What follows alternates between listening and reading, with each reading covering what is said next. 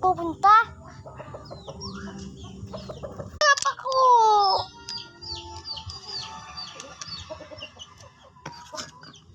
Akin na! Ikaw ang bata kang tamad po talaga.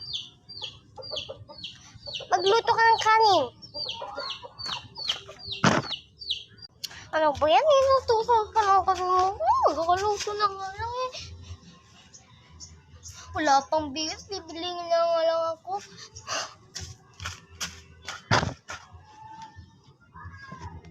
Pili po. Pabili po. Parang walang tao dito. Ano yun?